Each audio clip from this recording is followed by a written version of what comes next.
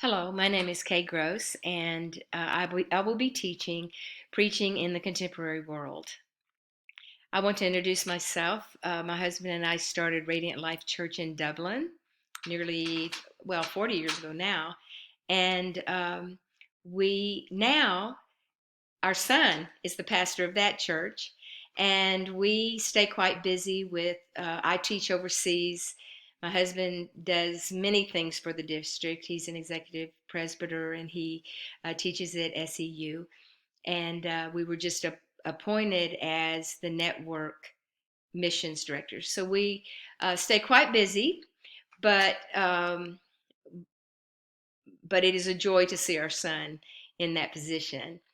I am going to be talking about today three transitions, very critical transitions, that have altered the relationship between the American culture and the church. The first is from a Christian to a post-Christian society.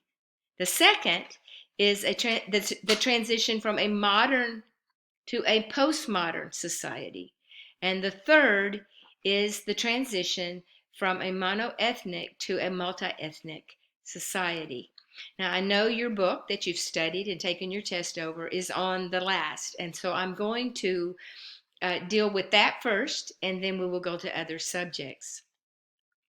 The multi-ethnic church, and on a broader scale, the multi-ethnic church movement, represents nothing new. Rather, it is a reformation of what was in the Bible. It was first envisioned by Christ. John tells us that Jesus prayed that we would love one another so that those around us would know that he was Christ. And then Luke, in Acts, he described a very multi-ethnic church in Acts. In fact, in the first verse of chapter 13 of Acts, he lists many of the leaders there, and he didn't just list their names, but he also listed the countries that they came from. But if you want your church to be multi-ethnic, then you're going to have to make some important commitments. And so I'm going to talk in this video about 7 core commitments of a multi-ethnic church. The first is that you must embrace dependence. The multi-ethnic church is a different kind of church. In other words, there's no simple solutions, no shortcuts or strategies that we can accomplish in our own wisdom. We need to depend upon God, because such a church can only be established when we commit ourselves to prayer, patience, and persistence in seeking to walk together as one with diverse others in a manner that is worthy of the calling that Christ has given us. The second is to take intentional steps. To have a healthy multi-ethnic church doesn't just happen. And it does not happen at all by assimilation, but rather by accommodation. Now, what I mean by that is that assimilation is when you integrate somebody into a larger body so that differences are minimized or eliminated. While the word accommodate means that you adjust actions in response to somebody's needs. In other words, you must not ask or expect others to check their culture at the door to become part of your church. Rather, it is the responsibility of those in the majority to adjust themselves intentionally, meaning their attitudes and actions, in order to enfold diverse others in the life of the growing, developing body. In other words, we don't want to all become so American that you can't tell where we came from. But we do want to become one in the Lord. And the truth is that in my body, I don't want my eye to look like my hand or to act like my hand. I want my eye to be my eye. And we in our church have African people, Indian people. We have people I mean, we're in an affluent area and we have affluent people, but we also have people that are not affluent. And what we have to do is to appreciate each of them for who they are, not try to make them all the same. Thirdly, we need to empower diverse leaders. From the pulpit to the nursery and everywhere in between, vocational and volunteer leaders alike, we need to present that diversity. Credibility and modeling begins here. Luke in Acts 13:1 acknowledges this when he lists the prophets and teachers at Antioch not only by name, but also by country of origin, I can't even say it. When staffing for diversity, intentionality is the middle ground between quota and wishful thinking. We must ask ourselves, why does the best person for the job always look like me?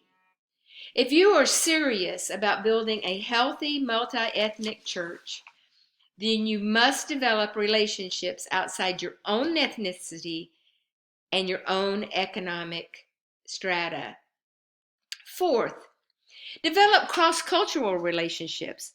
Relationships form the very foundation and fabric of a multi-ethnic church because trust is not a commodity that can be assumed in an environment where people must interact with different backgrounds from each other. Cross-cultural relationships take time to form, and cannot be agenda-driven. Prejudice can be defined as a preformed opinion concerning someone or something. Some people have had negative encounters with people different than themselves, and these experiences have quite naturally shaped their thoughts and feelings.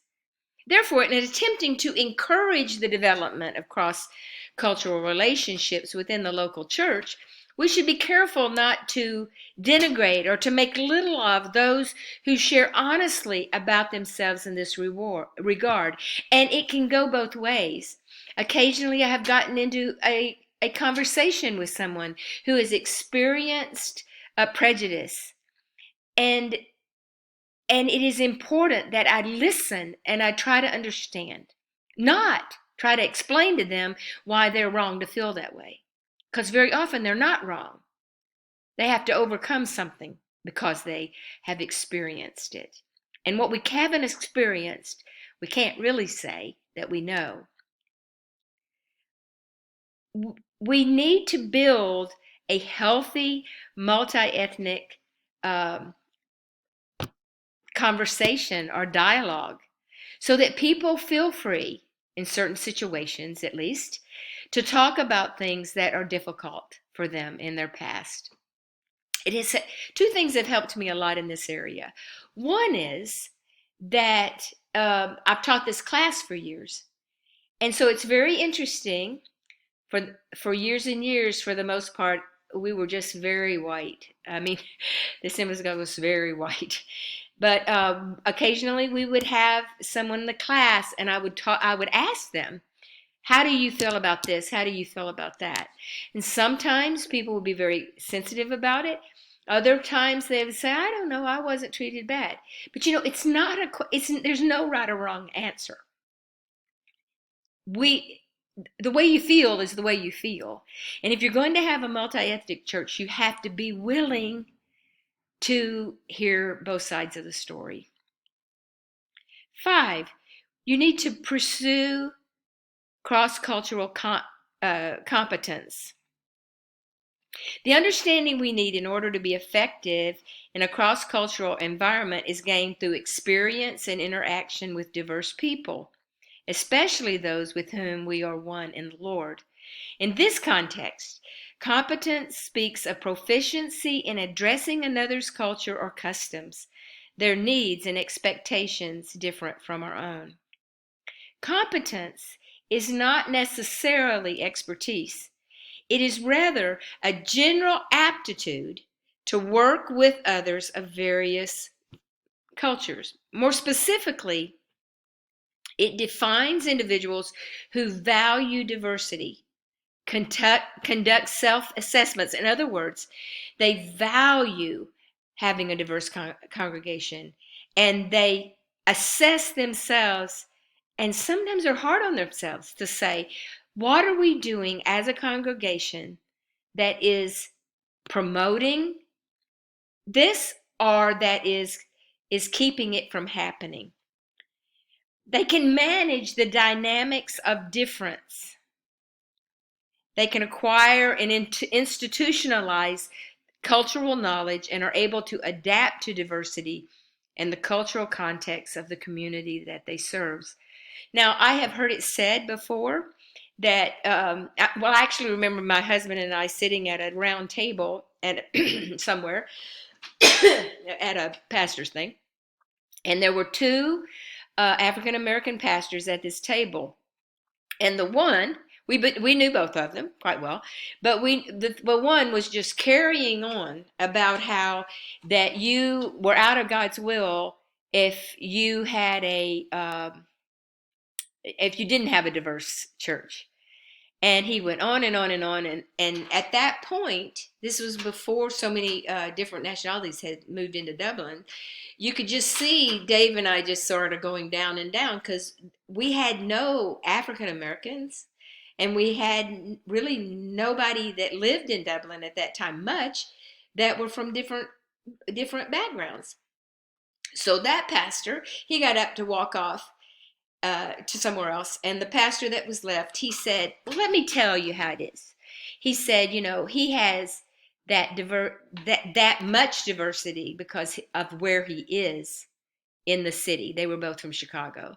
And he said, but where I am, there is no one. I mean, it's nearly 100% African American, and there's no way that I can get that kind of diversity.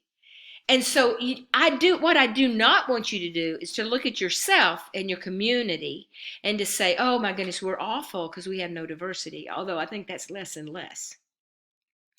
But I do want you to look at your community and to say, what is the balance in my community? And then pray that God will help you to have that same balance in your church, similar. Number 6, in order to do that, you have to promote a spirit of inclusion.